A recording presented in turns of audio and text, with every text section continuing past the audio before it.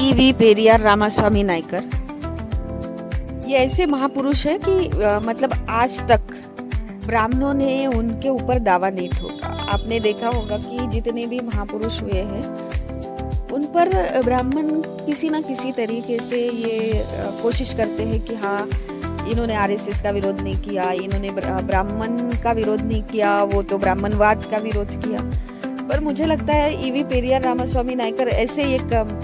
मतलब महापुरुष है जिन पे ब्राह्मण कभी दावा ठोकते हुए नजर नहीं आए। अगर आए होंगे तो मुझे इस तरह कभी दिखा नहीं कि उन्होंने बोला होगा कि हाँ ये आरएसएस की शाखा में आए थे और उन्होंने बोला कि आरएसएस बहुत अच्छा संगठन है। इस तरह की लाइन उनके मुंह पे या उनके चरित्र पे चिपकाने का काम अभी तक नहीं हुआ, क्योंकि उन्होंने बहुत ही निडरता से और मतलब साउथ में तो पता ही है सबको कि उन्होंने डायरेक्ट बोला कि ये पाखंड है, ये ईश्वर जिन्होंने बनाया वो धूर्त लोग हैं और मैं ऐसे लोगों को बिल्कुल नहीं मानता, मैं ऐसे धूर्त ने बनाए हुए ईश्वर को नहीं मानता। तो यानी ये इतनी बड़ी महान हस्ती और कांशीराम जी ने उनके लिए सोचा था कि पूरे भारत में पेरियार मेला लगे, ताकि जो पेरियार है, एक्चुअली पेरियार ये उनकी उपाधि है, लेकिन कांशीराम जी चाहते थे कि हमारा समाज जो है वो किस विचारधारा के लिए तैयार हो। तो पेरियार रामास्वामी नायकर का जो विचार है वो सेल्फ रिस्पेक्ट मूवमेंट है। वो सेल्फ रिस्पेक्ट मूवमेंट अगर समाज में फैलती है, व्यक्तियों में फैलती है, महिलाओं में फैलती है, तो वो उसका क्या असर होगा। तो आज भी आप देखेंगे कि दक्षिण भारत में उस मूवमेंट का असर है, लेकिन चाहिए जितने पैमाने पर उतना असर अगर पूरे भारत में होगा तो भारत के सभी SC ST OBC को प्रतिनिधित्व मिल सकता है। लेकिन भारत जो है वो अपने महापुरुषों के प्रति बड़ा उदासीन रहा हुआ समाज है। वो सिर्फ अभी जितने भी महापुरुष जाति जातियों में अगर वो ले भी लेते हैं तो उस महापुरुषों की जयंती सिर्फ और सिर्फ, चाहे वो बिरसा मुंडा की जयंती आप लोग देख लीजिए,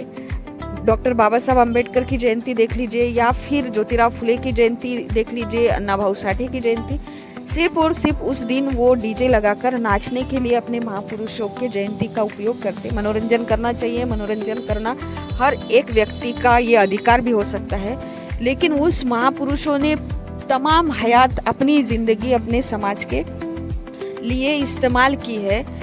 ताकि तुम लोग, तुम्हारी आने वाली जनरेशन एक आत्मसम्मान की जिंदगी जिए।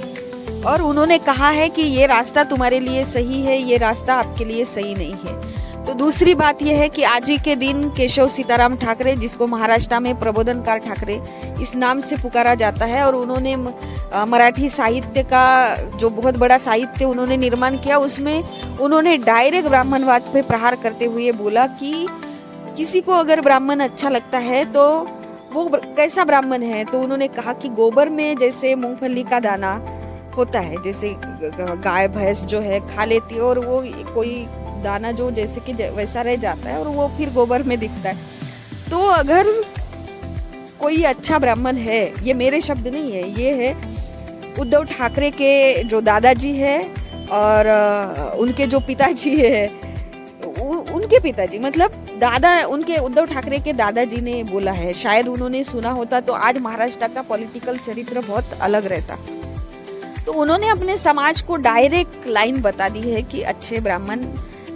कैसे होते हैं। और ब्राह्मण जो है पूरे देश में वो भिक्षुक मतलब भिक्षा मांगने वाले लोग हैं, और उन्होंने धर्म के लिए मंदिर का उपयोग, यानी धर्माची देवड़े देवड़ाचे धर्म है, ऐसा किताब लिख के अपने समाज को आगाह करने की कोशिश की। तीसरे है कि कॉमरेड शरद पाटिल जो महाराष्ट्र में ही हुए हैं, और उन्होंने मतलब ये कहा है कि सिर्फ साम्यवाद मतलब भारत में जाति को समझे बगैर यहाँ पे कोई कम्युनिस्ट या साम्यवाद सक्सेस नहीं हो सकता। उसके लिए फूले शाहू अम्बेडकर के साथ कार्ल मार्क्स लगाना होगा, उसके साथ जोड़कर ये मूवमेंट, मतलब वो कह रहे हैं जाति के साथ साथ आर्थिक, जो बाबा साहब ने कहा कि इस देश के दो शत्रु हैं, एक है ब्राह्मणवाद और दूसरा है मतलब अर्थव्यवस्था, या जिसको हम लोग कह सकते हैं कि यहाँ का भांडवलवाद। तो ये दो शत्रु है। तो उन्होंने ये बताया पूरे महाराष्ट्र में कि ये जो है ब्राह्मणवाद के कारण ये सारा माहौल हमारे देश का या हमारे मतलब महाराष्ट्र का जो हानि हो रही है, तो उन्होंने भी बहुत सारा लिटरेचर अवेलेबल किया या लिखा अपने समाज के लिए। और सबसे मतलब बड़ी शख्सियत अनागरिक धम्मपाल, तो आप देखेंगे कि वो व्यक्तित्व जिसको भारत के इतिहास में छुपाया गया, और उनके जगह पे स्वामी विवेकानंद का नाम बहुत जोर शोर से उठाया गया, लेकिन ये नहीं बताया गया कि जो दुनिया में विश्व धर्म कॉन्फ्रेंस हुई, उस विश्व धर्म कॉन्फ्रेंस में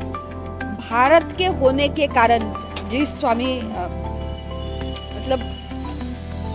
स्वामी विवेकानंद को रोका गया कि भाई आप मतलब वैदिक धर्म का प्रतिनिधित्व नहीं कर सकते, इसलिए हम आपको इजाजत नहीं देंगे अपने धर्म के तौर पर। लेकिन अनागरिक धम्मपाल जो महाबोधि महाविहार के साथ साथ बुद्ध की बात, धम्म की बात पूरे विश्व को समझा रहे थे कि पूरे दुनिया की धरोहर महाबोधि महाविहार है, बुद्ध का विचार है, उन्होंने भारत के होने के कारण अपने भाषण का 5 मिनट दिया, तो उनको भारत के मीडिया ने, उस समय के मीडिया ने नदारत किया, उनको हाइड किया और स्वामी विवेकानंद को ही आगे किया। कोई बात नहीं, बात उतनी सी ही नहीं है, बात ये है कि उसके साथ साथ उन्होंने जो लड़ाई लड़ी और यहाँ पर आकर उन्होंने महाबोधि की मतलब अवस्था देखी कि जहाँ पे ब्राह्मणों का ही कब्जा है, जो आज भी यहाँ का जो बहुजन है वो बहुजन इस लड़ाई को लड़ रहा है। और क्यों लड़ रहा है, तो उन्होंने तब से शुरू किया, दुनिया के लोगों को बताया कि ये सिर्फ और सिर्फ भारत की नहीं, दुनिया के बौद्धों की भी अस्मिता है। और ये लड़ाई को आज आप लोग देख रहे होंगे कि बहुत ही गलत तरीके से मतलब कानून बनाकर कब्जा किया है। और संविधान के बनने के पहले का वो जो कानून है, जबकि संविधान ने बताया है, तो उन्होंने वहां से आकर पूरी जिंदगी बहुजन समाज की जो विरासत है, जो असली विरासत है, कोई वैदिक विरासत या फिर ब्राह्मणवादी विरासत, ये भारत की विरासत नहीं है। ब्राह्मणवादी विरासत ये लोगों में भेद करने वाली विरासत है जो विदेशी लोगों ने यहाँ पर लाई है। ब्राह्मणवाद ये विदेशी लोगों का है, क्योंकि ब्राह्मण खुद ही डीएनए से भारत के नहीं है, लेकिन भारत के लोगों ने दुनिया को जो दिया है, दुनिया को जो धरोहर दी है, वो है सबके साथ समानता का व्यवहार करने वाली विरासत। उसे बचाने के लिए श्रीलंका से अनागरिक धम्मपाल आते हैं, लेकिन कितनी बड़ी बात है कि आज तक हम लोग ये विरासत, उन्होंने भी बहुत कोशिश की, पूरे दुनिया के पटल पर उनको लेके गए, फिर ये कानून बना, बिहार का एक्ट बना, लेकिन अभी भी ये जो लड़ाई है वो हम लोग ये चारों महापुरुषों का अगर आंदोलन देखते तो क्या ये चारों महापुरुषों का आंदोलन अभी तक सक्सेस हुआ है? उनकी लड़ाई सक्सेस हुई है? जो बात उन्होंने हमसे कही थी, जो करने के लिए कहा था, तो